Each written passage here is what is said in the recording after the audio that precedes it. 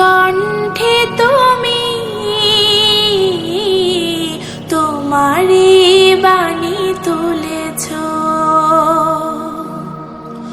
বুকের দেরাজে তুমি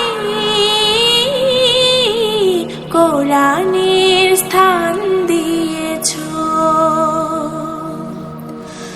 এত ভালোবাসো কেন মালিক আমার, কি করে শুকর তার করি আদায়।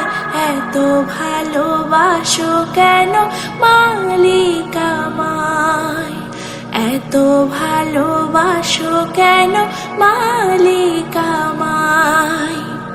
পৃথিবী